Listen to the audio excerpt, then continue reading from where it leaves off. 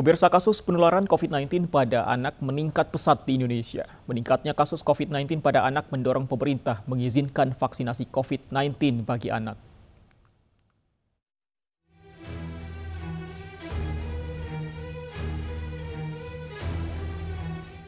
Kasus COVID-19 di Indonesia meningkat dengan pesat. Pasiennya tidak hanya orang dewasa, balita hingga anak-anak pun saat ini terpapar COVID-19. Bahkan data menunjukkan angka infeksi dan kematian anak usia 0 sampai 18 tahun meningkat seiring lonjakan kasus secara umum.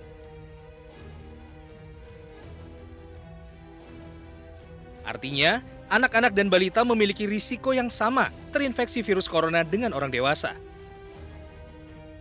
Sementara itu, pemerintah terus menginjak gas melalui percepatan program vaksinasi massal guna menekan laju penularan COVID-19.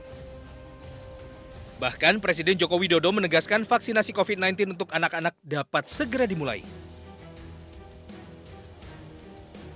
Kita juga bersyukur BPOM telah mengeluarkan izin penggunaan darurat atau Emergency Use Authorization untuk vaksin Sinovac yang dinyatakan aman digunakan anak usia 12 sampai 17 tahun. Sehingga vaksinasi untuk anak-anak usia tersebut bisa segera dimulai. Meningkatnya kasus COVID-19 pada anak menjadi alarm peringatan serius. Terutama di saat pemerintah masih berencana melanjutkan pembelajaran tatap muka untuk daerah tertentu. Vaksin terhadap anak-anak pun seolah menjadi harapan di tengah ketidakjelasan kapan wabah COVID-19 akan berakhir.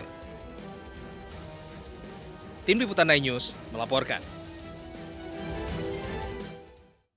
Dan pemirsa, untuk membahas lebih dalam terkait dengan vaksinasi COVID-19 untuk anak-anak, bergabung bersama kami Ketua Satgas Imunisasi Ikatan Dokter Anak Indonesia dan Peralmuni atau Perhimpunan Alergi Imunologi Indonesia, ada Profesor Cissy Kartasasmita. Selamat siang, Prof. Cissy, apa kabar?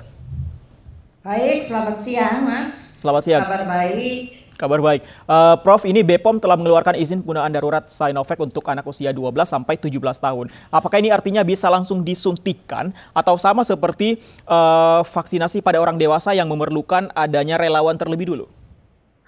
Ya.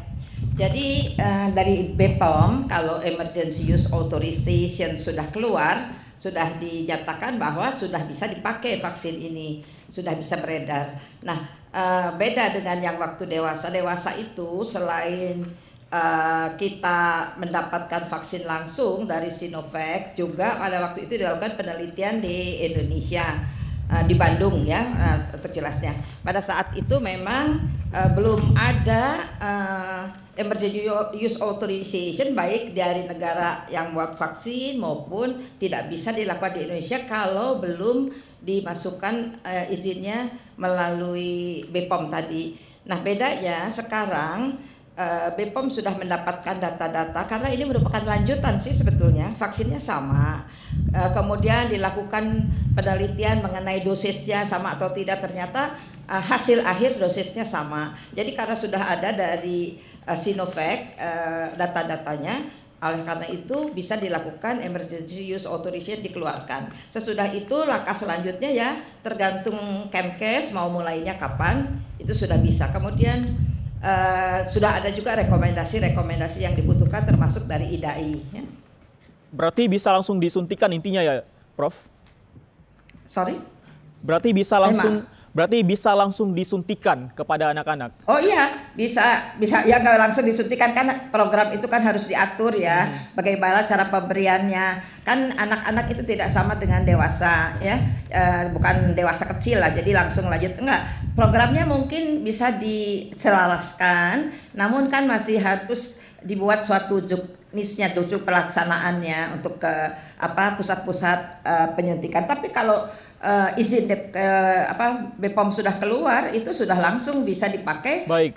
Kalau sudah siap untuk dipakai. Baik, Prof. Ini kalau tidak salah Cina menyebutkan bahwa Sinovac memunculkan respon imun bagi anak usia 3 sampai 17 tahun. Tapi di Indonesia seperti kita tahu bahwa ini hasil uji cobanya adalah untuk anak 12 sampai 17 tahun. Mengapa ada perbedaan rentang umur ini, Prof?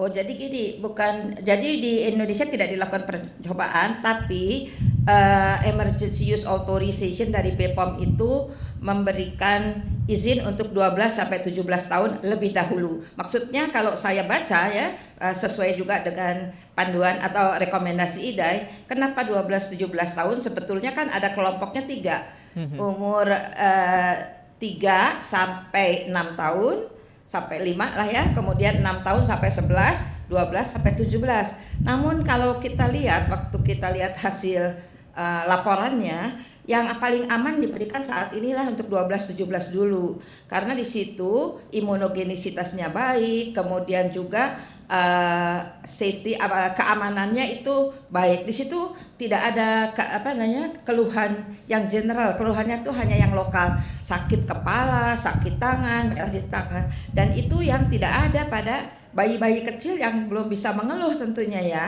Di bayi itu dan di anak yang umur 6-11 itu yang ada adalah demam ya.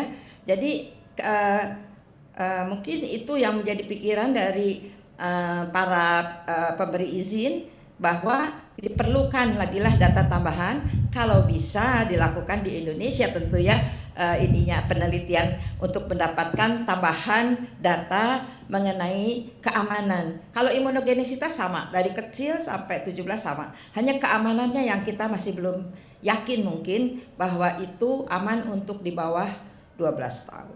Tapi ada kemungkinan di bawah 12 tahun tersebut nantinya juga akan diberikan vaksin? Oh ya, tentu saja. Nanti bertahap ya. Jadi sesudah 12 sampai 17 tahun, apalagi mereka mau sekolah, mereka kan sering keluar, sudah susah dikendalikan oleh orang tuanya ya. Jadi mungkin untuk mereka itu sangat penting diberikan. Sedangkan anak yang di bawah 12 penting, namun ya itu kita lebih mementingkan keamanan dari vaksin tersebut. Oke, Prof, terakhir, kriteria seperti apa anak yang nantinya boleh mendapatkan vaksin, Prof? Ya, memang ada kriteria tertentu seperti pada dewasa ya. Pada awal kriterianya banyak, hipertensi, nggak boleh, ada batasnya segala. Nah, anak-anak itu ada juga kriterianya. Ada yang sama, ada yang tidak dengan dewasa.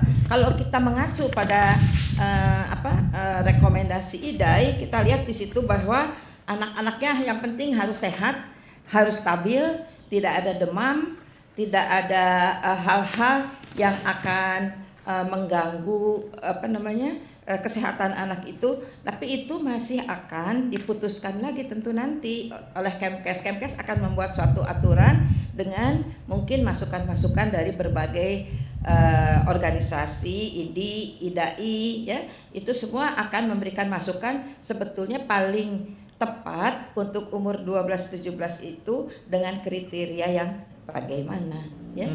Oke, Prof, Nanti jadi ada kriterianya. Tapi intinya, Prof, ini orang tua tidak perlu khawatir ya, Prof ya, untuk anaknya diberikan vaksin dalam kondisi seperti saat ini. Kita kan sudah sangat mengharapkan pemberian vaksin pada anak bisa membantu atau meningkatkan cakupan imunisasi. Anak bisa menularkan, seperti sekarang katanya banyak kan anak yang bisa menularkan pada dewasa menularkan anak menularkan pada teman-temannya, pada saudaranya, pada gurunya. Jadi jangan takut dengan vaksin nasi ini, karena vaksin ini sudah diuji klinik dan sudah sangat-sangat dipelajari oleh IDAI maupun oleh itu bahwa vaksin ini aman. Baik, semoga ini mencerahkan orang tua yang sedang menyaksikan perbincangan kita. Prof Cissy, terima kasih untuk informasinya bersama kami. Selamat siang.